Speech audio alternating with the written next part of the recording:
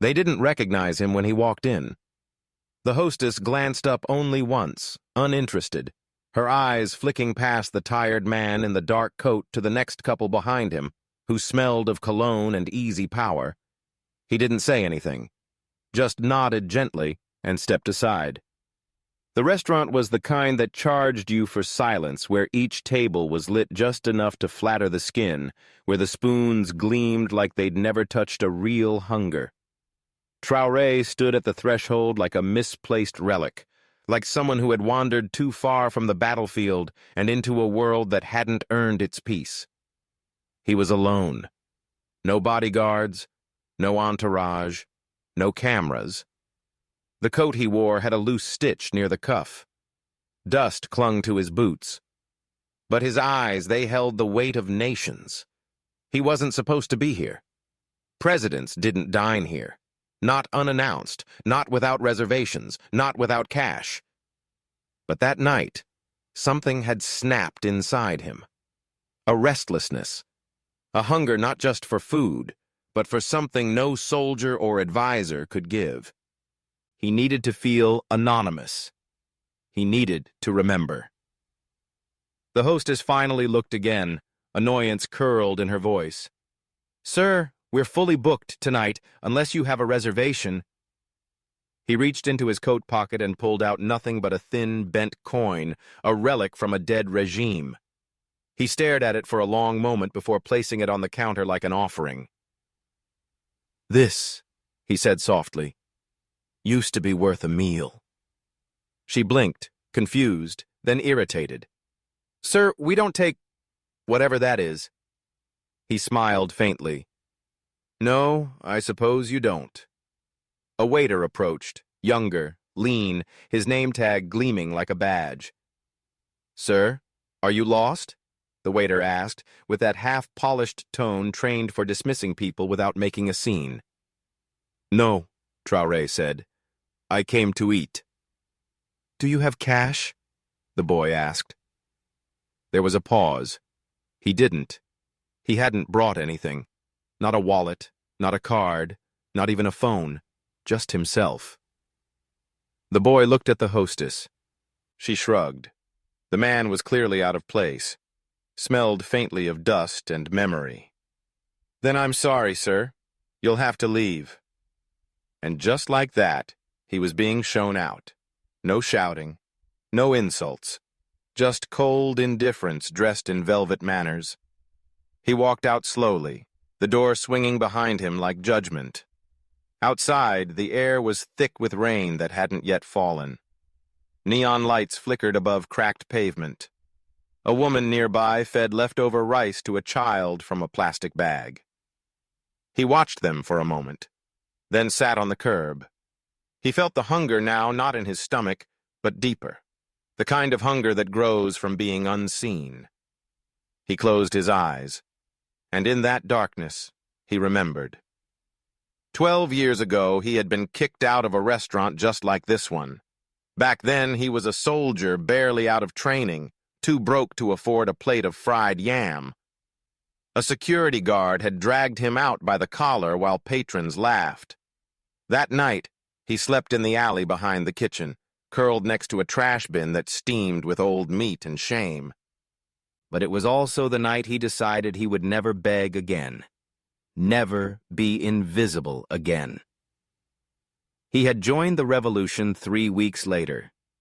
Tonight felt like a loop closing, a circle tightening, a test. He heard footsteps, a voice. "You okay, old man?"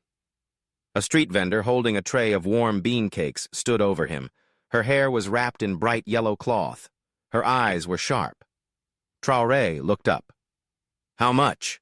he asked. She squinted. "For you? Nothing. You look like you need it." She handed him one. Hot. Soft. Alive. He bit into it slowly. The taste was memory, the kind that brings heat to your chest when everything else is cold. She sat beside him. "You from the north?" she asked.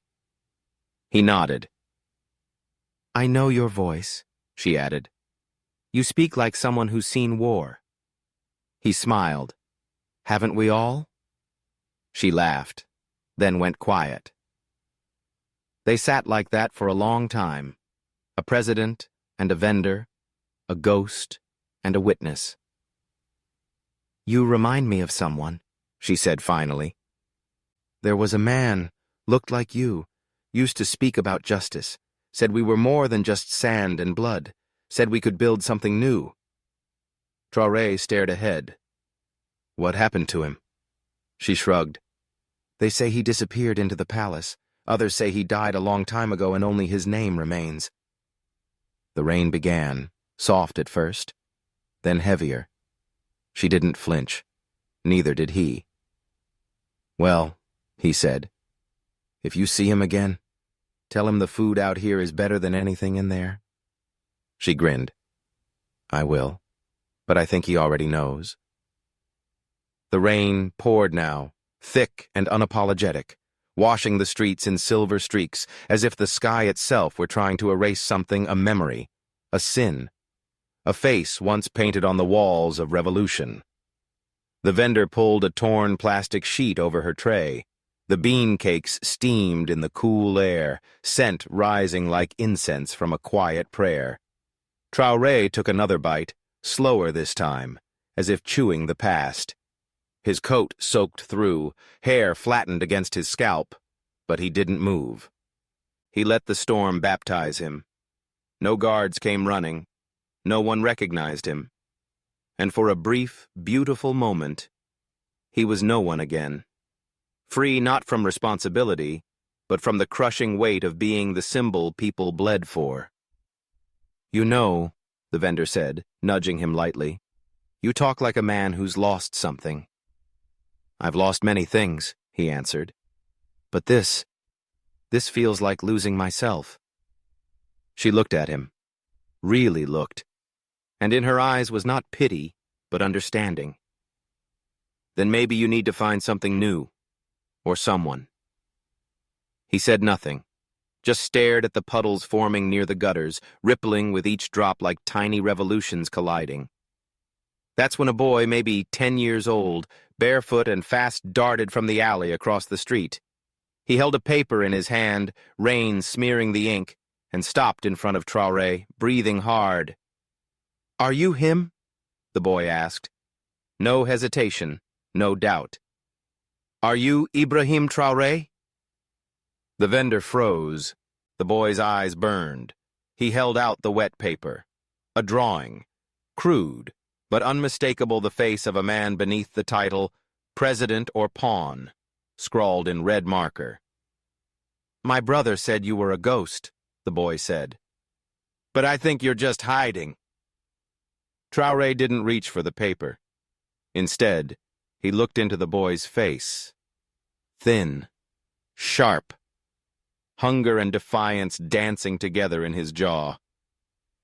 And what do you think I should do? He asked.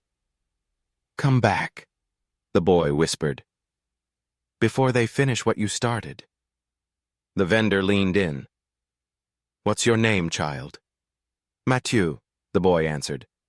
My father was shot last month. He believed in him. He nodded toward Traoré. But now the soldiers wear suits, and the truth costs money.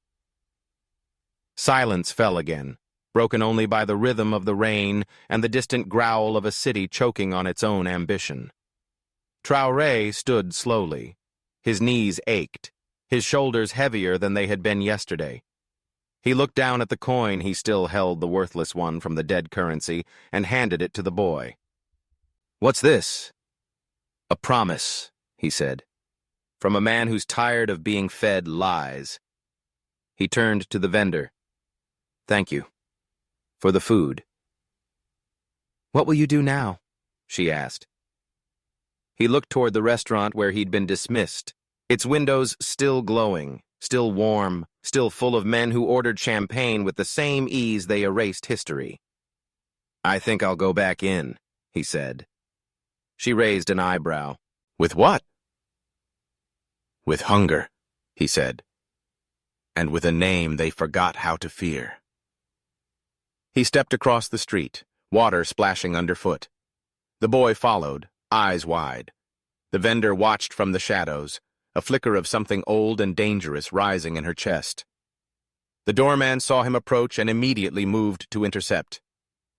"Sir, we've told you." But Traoré didn't stop. He walked straight through the entrance. The air inside was warm, thick with roasted lamb and fake laughter. Patrons turned slowly, one by one, forks suspended mid-air. Conversations died. The man with wet boots and a wild gaze was no longer invisible. He was undeniable. A waiter rushed forward. "Sir, this is a private establishment. If you don't have payment, I've paid more than you can imagine," Traoré said, his voice low but cutting. "I paid in brothers, in nights, in silence, in graves." The maitre d' approached, unsure.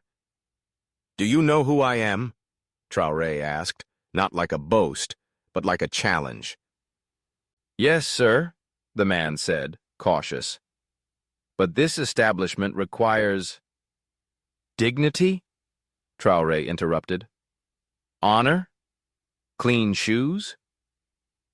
He stepped to the center of the room, water pooling beneath him, and turned slowly, eyes locking with every guest who dared meet them. "Let me tell you something," he said. "Tonight I was kicked out for not having money. 10 years ago I was kicked out for having the wrong name. Before that, for wearing the wrong boots. Before that, for being the wrong kind of silence, but I am still here. And you—" He pointed slowly to a man sipping white wine. "You are still afraid, not of me, but of what I remind you, that you are only safe when I play along."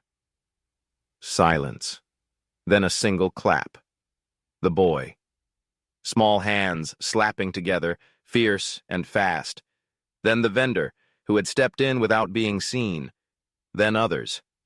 2, 4, 7. A murmur. A rustle. A shift. And for the first time, the restaurant, that temple of comfort, felt something crack. Not loud, but deep, irreversible. Someone whispered his name, not as accusation, but as recognition. And Traoré. He smiled, not because he had won, but because he had been seen. Because a boy, a bean cake, a coin, and a moment of hunger had done what speeches and revolutions could not. They had reminded the nation. The fight was still inside them. He turned, coat dripping, and walked out. Past the stunned hostess. Past the boy. Into the rain, which now fell like applause from the sky itself. He didn't look back. Not once. The city swallowed him again, like a myth returning to mist. Behind him, the restaurant doors closed, but they no longer held the same power. Something had changed, not in the walls, but in the air, in the way people exhaled, in the tremble beneath their certainty. The boy stood on the steps, clutching the bent coin like a sacred relic. The vendor touched her forehead gently, as if blessing something unseen.